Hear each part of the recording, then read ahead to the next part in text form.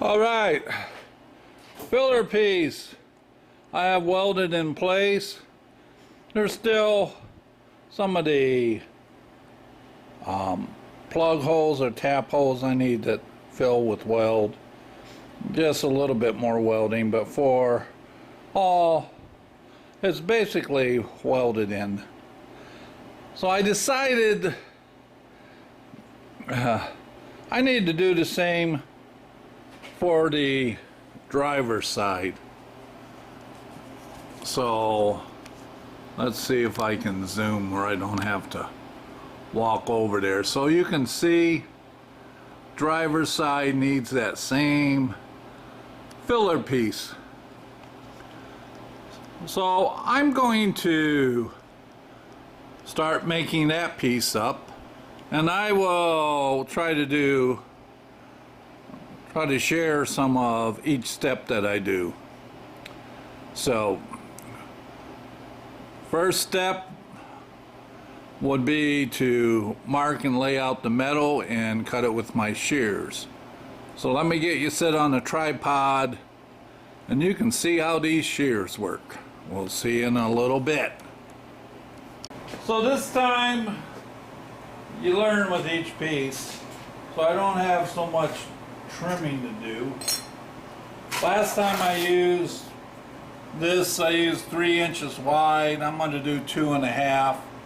Try to eliminate the trim. So I'm going to cut the line too. I'm going to not go on left or right side of it. I'm going to try to go right down the center. Got my Eastwood shears, and let's see what we can do here.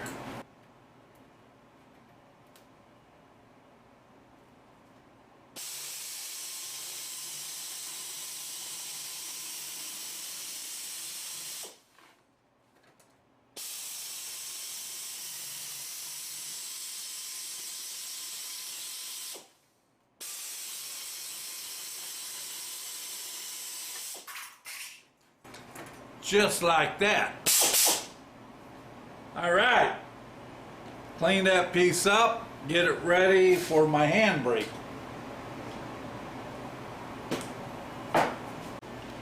So I'm at the handbrake. I'm gonna try to hold the camera and do the brake.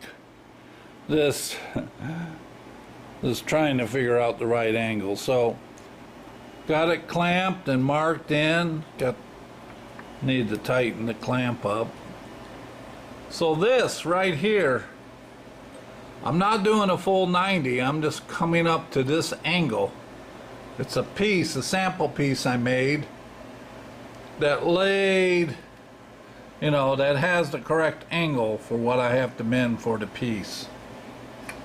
So I know this C-clamp over here was a little, I haven't snugged it up. I'll snug that. And let's see how this works.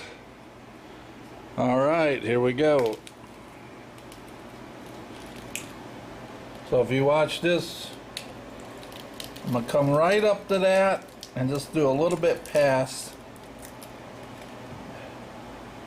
And that should be it. So undo my C-clamps.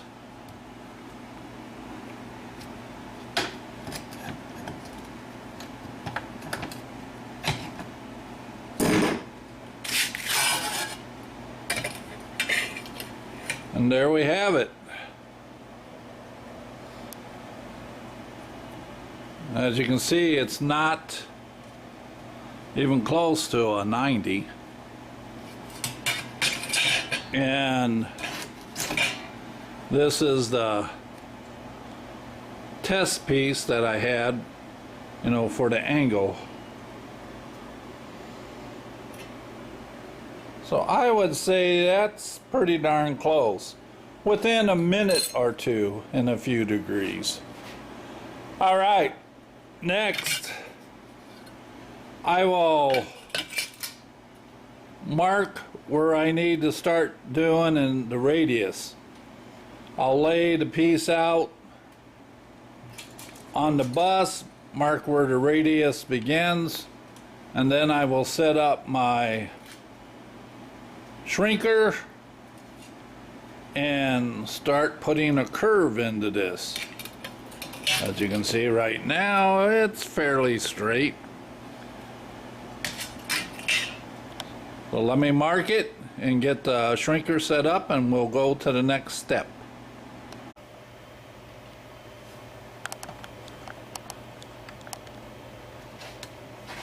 Okay, so here we have it. Again,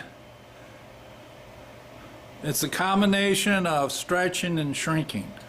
So this flange right here, where I'm going and getting this radius, I'm stretching it. But the angle iron here, as I'm stretching the material out here, I also need to shrink this side. So it's a combination of stretch and shrink. So you can see on here, this is the shrinker where I have excess material because I'm curving, and then to make up for this curve and the excess material, I get my shrinker and I shrink in this area and gather the material up. So there you have it. A nice curve.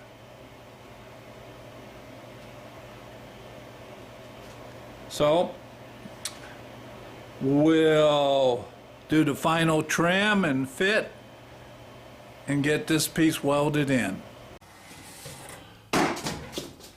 Well, all week I've been working on the front of this bus, the inside.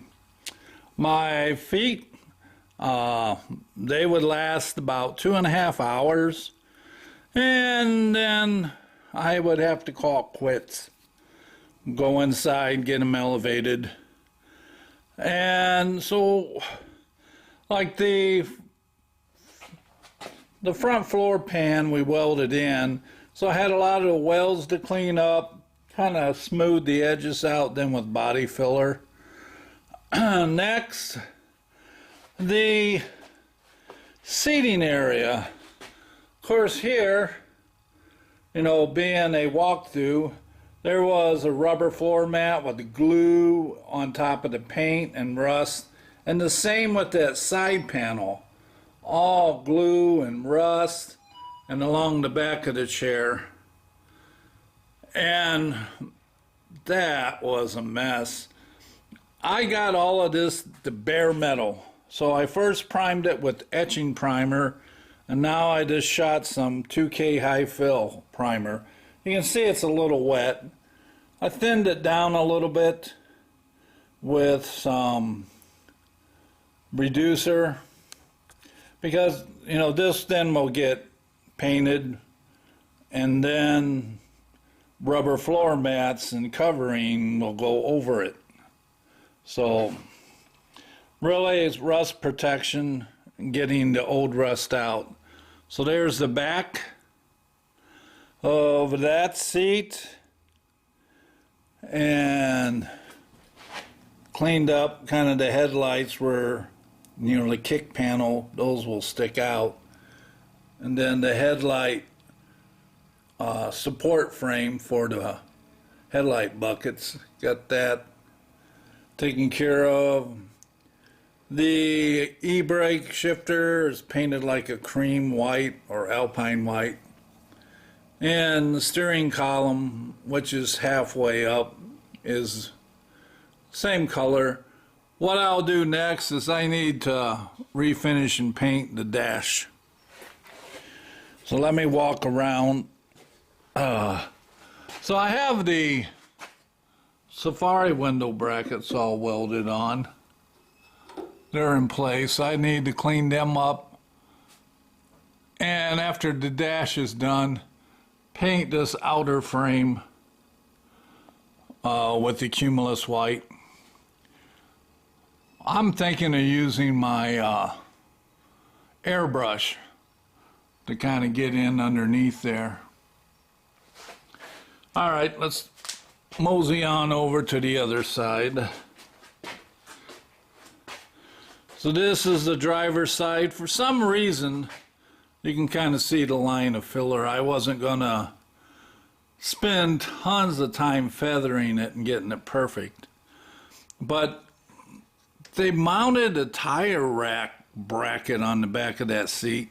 Then they took it off and it looks like someone used it for shotgun target practice. The back of this bus seat was just riddled full of holes and metal was torn. So we got that all straightened out. And then here's the area for the front seat and the controls. And then the front floor. Again, I primed the bucket. You can kind of see the e-brake. And inside there, again, the walk through and along. I need to get taking care of the back of the bus, of the seats, but I'm going to probably need help on that. I'm not sure I can get in back there. So what a long week. Whew. What a long week getting this clean, bare metal, primed body filler. So next will be this. So I'll probably start on that maybe as soon as tomorrow. We'll see. I kind of really pushed the legs and feet hard. They may tell me they need a break on Sunday. And if so, I'll watch the Big Ten tournament, the NCAA. Of course, the big selection will be Monday. All right, so that's what Busman 54 has been up to. So, it's nice outside. I'm going to sit on the porch. It's going to snow in a couple days. It's 58 out there now. So I'm going to sit on the porch, take advantage of this nice weather. Okay, you guys have a good weekend. We'll see you on the next video.